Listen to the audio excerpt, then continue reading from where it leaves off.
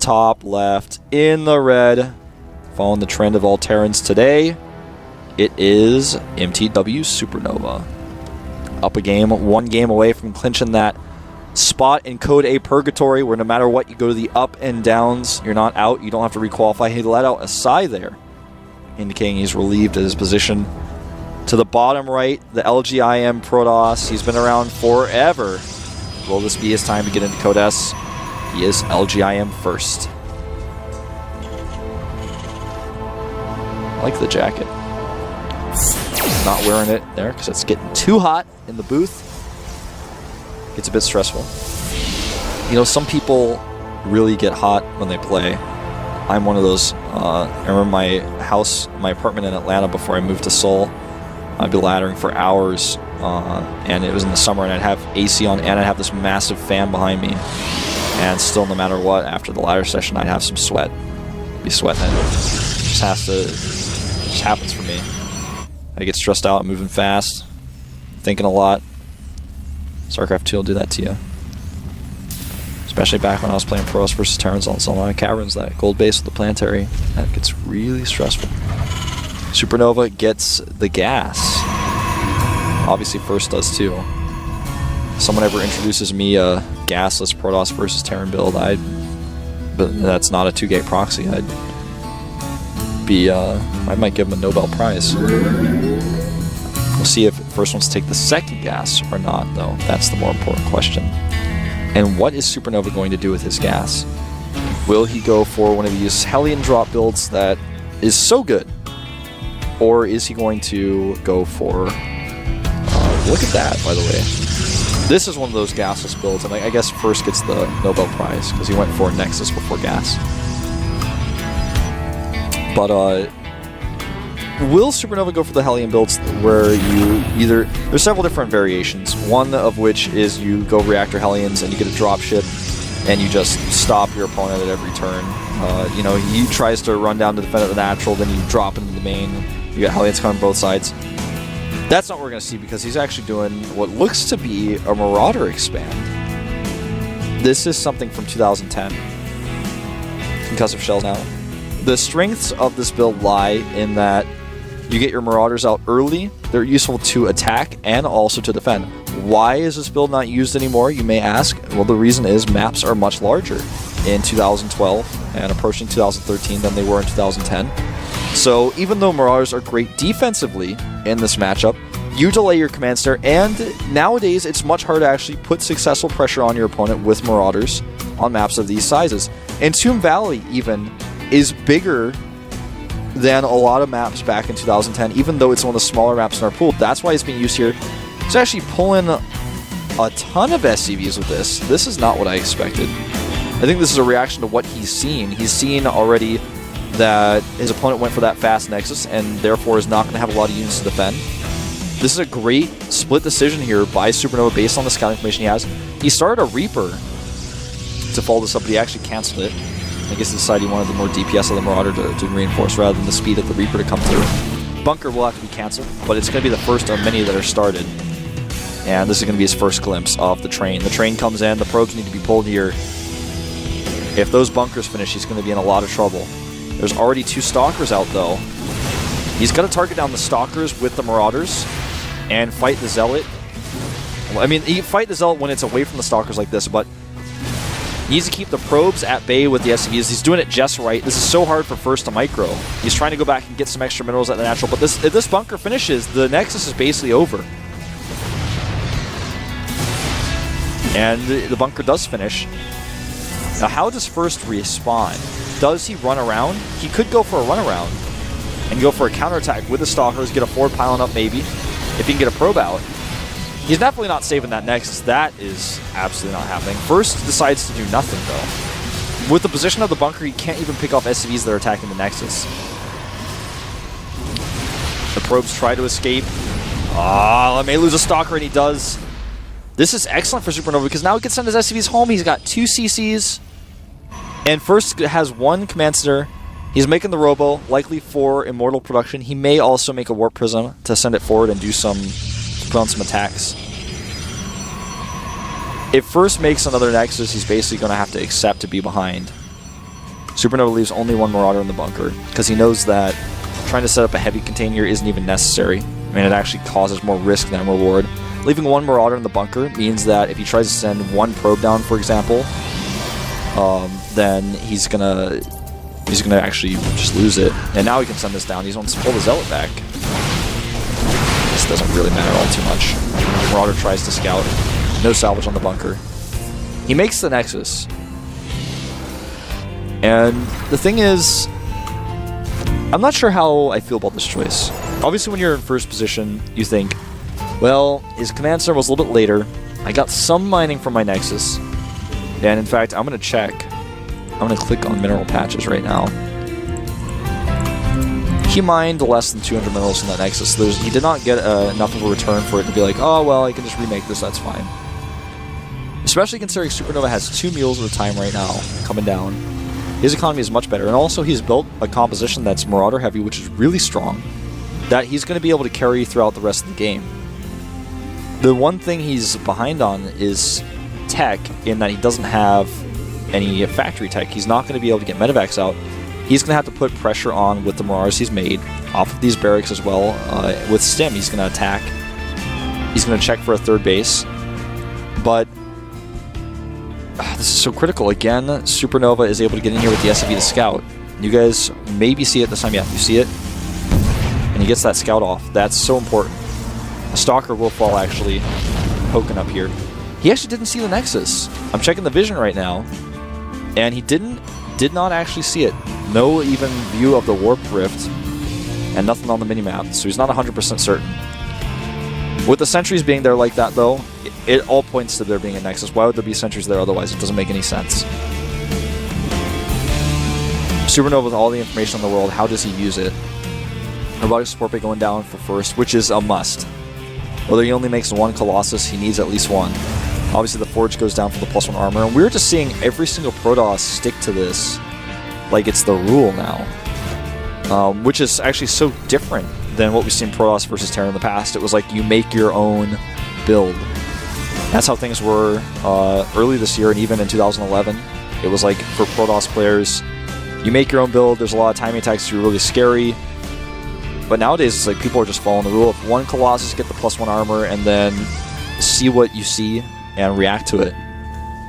Combat Shield's now halfway done for SuperNova, who also has +1 finishing up. Not going to be able to hit that medevac timing that he would like, because he went for that Marauder expand, and therefore got a little bit behind the tech. He's going to take his own third TC. He's got a Marine to spot for the third Nexus of first. Twilight Council goes down now with 3 additional gates, so we are not going to see multiple Colossi in this game. The Observer will see the command center. This is really important for first. But even though he sees it, what can he do? It's such a painful position to be playing in, like we're seeing first play right now, because he's playing with one hand tied behind his back, with that early deficit from losing the Nexus. As the Observer's highlighting, no Thermal Lance, no second Colossus will be started. The Marine actually sees the probe, and if he kills it, oh, that is huge. It's these little things. He kills a probe and the Marine lives. First, it must be a little bit jittery right now. He's not playing on his toes. Oh, he left the Marine alive again! He sent the Zealot to kill it, then he 1-8'd it. That could have been bad. If he had killed it, that probe again and blocked the Nexus again, the Nexus would have been even further delayed. And now he knows about it for certain, too. He's had so much time to prepare. He's had so much time to bulk up this army that's moving across the map with +1, with a ton of Marauders because of his early tech lab. He has 14 Marauders right now. Normally when you do a push like this, you only have 2, and he stims, he runs in, but the Colossus gets up the cliff. But if he gets around that pit, this pit is never where you want to engage as a Protoss player when the Concave's on the other side. He's got the Marauders on the low ground as well, adding in the DPS. This is a good engagement position-wise for SuperNova, but the composition for first is exactly what he needs. The Colossus does go down, but he traded a lot to do that. And now first is going to be pretty happy with how that went army-wise. He sacrificed a lot for that Colossus, and the Colossus is there for exactly that. Is there to be there, so you get that third Nexus up, you finish it, you've got the Gateway production ready, which first has made right now, The Colossus takes less time to build than all the gateways and all the production that you need, all the infrastructure you need in your main base. So you get that one Colossus out, it holds you on until you get these Templar coming out. You're going to be able to make Archons here if he wants to. He's going to have +2 armor coming out. So that Colossus did its job, and it did it well. You saw a pretty big supply deficit before, right after that fight was done, but then when you warped in all those Templar and you know, got those extra gateways powered up, you can see that first close that supply gap with the extra minerals he's getting from that third base really nicely. And even though SuperNova had the third base of his own up a little bit faster, the only thing he really obtained from that push was killing the Colossus. Now, second Forge goes down here for first, who is ahead in armor upgrades with +2, but his +1 attack upgrade has not even been started yet. SuperNova finds an opening, he finds a hole, drops in here. I think he's only going to be able to take out maybe 1 or 2 of these Zealots that are warping, and in fact, he's not even going to get any of those. Look at all that gateway production the first has now. Makes a cannon. Wants to be certain that doesn't happen to him again. Ghost Academy going up now as well. And yes, I know Storm is done. I feel like when I talk to the Observer like this, I'm like talking to Chewbacca. But 2 more gates going up now. And he's really powering out the gateway composition. Warp Prism goes down. When you have heavily armor upgraded Zealots, you just start throwing them into the main base with a Warp Prism where there's not a bunker, like what we saw on the first game. That's when things get really nasty. You don't have a bunker, and suddenly 5 Zealots come in, and you're like, I don't know if I should go back, I'm out in the middle of the map, I'll just send my reinforcements, and then you start sending your reinforcements, they start dying, and then the next 5 Zealots come in, then you've got a real big problem on your hands. So, we'll see if that ends up occurring. Observer got stomped in the weirdest way you could be stomped, by being fired at from above, or from below while you're above something. We can say stomped. 5 ghosts coming out. And that's a lot of ghosts to have, but I mean, he knows he's scouted well, he's checked, he's killed observers, he knows that there's not any more Colossi coming out. This is the very moment, in fact, when Colossi become a factor again as he starts range. It's so hard to take a 4th base on this map for both players because it's so exposed. And this is the ball matchup where you've got all your units in a ball, and sometimes you go for a, well, hold that thought. This is why you never go into a line of sight blocker that's on a watchtower without an observer there, or without a scan and TVT, or even in this matchup, if there's Templar in there, you just walk in without checking, you get punished for it, and that actually may game end first. He's going to Warp Prism going across the map, but we may see a similar problem for him this game. If he warps in Zealots at that base rather than actually defending here, he's going to be in a lot of trouble. The Storm's actually working against him a little bit. The Factory grants vision of everything he wants to see. A great pick off there on the Templar. The scan was unnecessary, though. Really nice Storms. I don't think he should try to come up here. He should try to get another angle of attack. Going to the natural, I think, would be the better choice. The Storms are just so good on the ramps. SuperNova can't find an angle here. The Vikings are relatively useless. Now that all the Storms are gone, it's really hard for the Zealots to get DPS. He needs to get that Storm, and he does, but it's all on the Zealots here. So many Zealots going down, in fact. The Zealots get hit by a Storm again, and Storm doesn't affect Zealots too much, but if you eat that many with this much DPS on your opponent's army, you're going to start to regret it.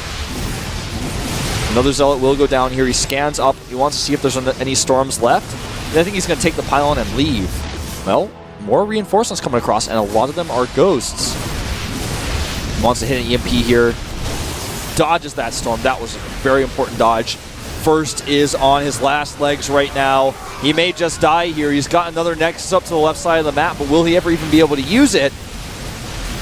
Oh, so many units in the red for SuperNova right now, but he is pushing through. He's not ending this. He's playing this SC4U style. That Colossus came out on the wrong side of the Robo this morning, trying to get back behind those probes for defense. +2 is almost on for that Colossus, going to grant it some extra DPS. But SuperNova's upgrades 2-2 here being a bit overwhelming. I think he needs to turn around, though. Right now he's kind of feeding first, like baby spoons here, and allowing first to close that supply distance. He needs to turn around. He needs to turn that Marine around, too. Go home, Marine. This is not your place right now. Now the worker count is tied 62 to 62. And we had a Helm's Deep type scenario where first is sitting there taken some hits. It looks like hopeless for a while, but eventually the reinforcements of SuperNova thin out, and after he holds, he takes a supply lead now. First takes a supply lead here. He's going into Colossi, and the Viking count is significantly reduced. He lost all of his Vikings. When your Viking count is even with the Colossus count, you're probably not going to be very happy about that. You probably want to add an extra starport, but you can't do that if you lost your factory because it was floating over photon cannons, archons, and stalkers with some sentries in the mix. So no second starport is on the cards right now. Where is the warp prism? Is that it over on the right side? I'm actually going to try to find that warp prism. It's my mission. It's actually dead, so never mind. Feedback. Oh, gets into the medevac regardless though. Not enough energy to actually kill it. And he's just going to force first to play tennis here. He wants to target down the forge. It's recharging +3. And if he stays, he will get it, I think. Yep. It's fine. Trade a medevac and a few units for that +3 is a great choice. When you have 3-3 finishing up, he comes in here. The storm hits 3 Marauders, but he will lose the Templar. And SuperNova's trying to find an angle. He doesn't need to commit here, though. Not with this many Colossi. No way. No way, Jose. And at this point, that base to the left that SuperNova did not actually scout yet becomes so important. He has no idea. He sees the pylon on the minimap, but if you actually look at his V vision, he doesn't actually see anything if you look at it straight up on the map. But because that pylon is there, you can't automatically assume that there's a base. I didn't even realize he lost the Templar Archives earlier. That's considering that he lost that and he made those Templar work as well as he did. I'm impressed. Sorry, it's really hard for me to catch everything because I'm kind of just watching Legends screen and checking some things on my own, like work accounts. Right now, Blink is almost done. It's going to help him shut down drops and also chase down units. So if SuperNova comes into the crab trap once more, things are going to get nasty. Now this Marine, he doesn't check it. He checks this 4th base. There's the scan. Now he knows what's up. Takes out that probe that was going to make a 5th. Now, for those of you guys who don't know what a crab trap is, I mean, enlighten you. There's a trap. You put some chicken in it, some raw meat usually. You put it under the ocean. And the entrance to the trap funnels in, like a funnel. I mean, it basically is a funnel. Now, when you go inside, the crab, it's really easy for the crab to get inside. Then it's trapped in there. But to get out, it's very, very difficult. He's killing his own Ghost Academy right now. And that's exactly what SuperNova is doing right now. It looks easy to come in here and attack, but to get out of this engagement with Blink Stalkers and this many Zealots he can warp in, there's no way out. The Stalkers are going to blink. He walked right into the crab trap, and the Stalkers can blink now if he wants to. He's going to get this Ghost. I'm a little bit surprised he doesn't blink. Maybe he forgot he researched it, but he's just going to walk all the way in. Never say die. Took out another Ghost. Never say die, man, but you're dead. This is really, really scary for SuperNova right now. With these Archons heavily upgraded, it's hard to say no. You just come in here and you're going to keep up the fight. The Colossus walks across the map, and SuperNova is trying to break down his own ramp against this much AoE effect damage. Otherwise known as AoE. The SCVs run out at front here. A ton of them. He needs to use them to buffer, but with that many Archons, it's only going to take a few blasts, and all the SCVs will be gone. Remember that Psionic Shockwave does 47 damage to biological units with +3, so it takes 2 shots to kill an SCV. And with this many Archons, I mean, I'm clicking on one right now, 20 kills, just one. I'm not even going to look at all of them. Well, that's disgusting. He comes in, he's got the better economy. The Colossus at the back doing some damage, and the Storm is good. The Archons do all that they need to do, and first we'll tie up the score 1-1, GG. Now the question on everyone's mind is, what is map number 3 going to be? And that's what we're going to find out very soon. So be patient, because I don't even know. 1-1 here, and in fact we have had no 2-0s today. Think about that. It also means that I'm going to have no break time between these two casts. That's what I'm also thinking about right now. But SuperNova, really nice aggression, but he overextended. He walked into the crab trap. He saw the meat. He wanted it. You get in there, it's tough to get out. Look up a crab trap on the internet, on Google Images, and you'll understand the metaphor On Entomb Valley especially, so hard to get out.